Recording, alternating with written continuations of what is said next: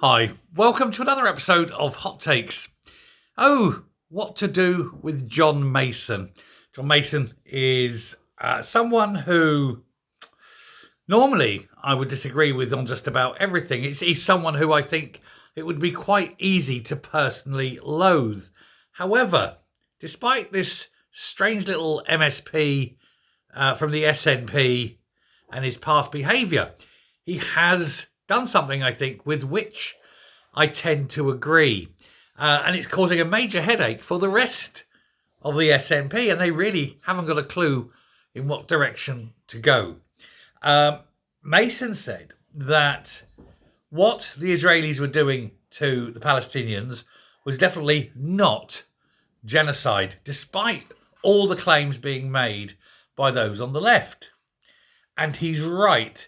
And he said that if Israel was truly committed to genocide, they would kill at least 10 times as many as they are doing. And again, he's right. I find it weird that I'm agreeing with Mason.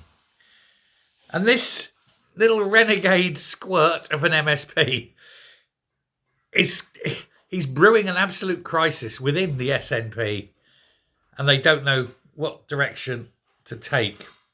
Now, he's defending the Jewish state, and I think he's the only one in the SNP who's doing so. Literally the only one. We know that the SNP are historically and currently very anti-Semitic. After all, the SNP were based on the National Socialists. They quite agree with their assessment, I think. We all know that the SNP kind of agreed with the direction of travel, should we say, of the National Socialists when it came to the Jews in Europe.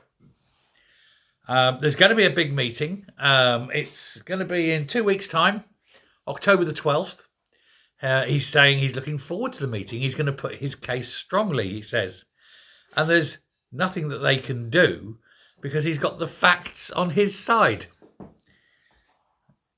Will Mason be forced out of the SNP?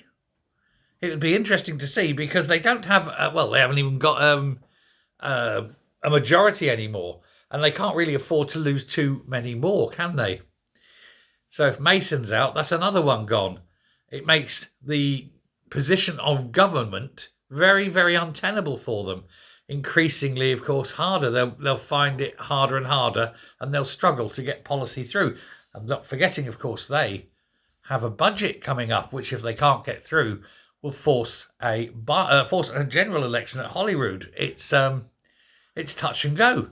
So where do they go with it? If they keep him in the party, they're agreeing with what he says, and if they remove the whip, they could lose the vote. They could lose the vote anyway, but this will more or less guarantee it. It's a difficult decision, of course, but it is by these hard decisions that great leaders are merited and judged. Although I think with Swinney, I think any judgment is going to be reserved because we all know what he's like beforehand.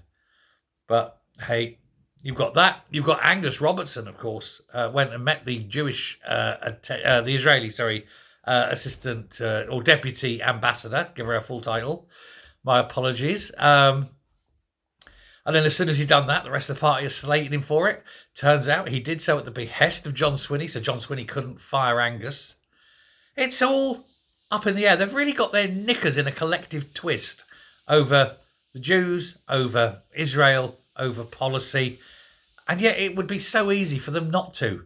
The problem is they're chasing the Muslim vote because for so long they had the Muslim in chief running them. And he sort of pushed the direction. It was he, of course, who was in charge when October the 7th occurred. It's he who now could be facing a major criminal inquiry over the funding of terrorism. There's more on that story, and it'll be coming up later on, the Humza Yousaf story. Not the criminal element, but what the SNP are going to do about his misuse of public office. So keep an eye out for that one. Anyway, I'll leave that there. Let me know what you think. Until next time, stay safe, stay well, and I'll speak to you later. Bye.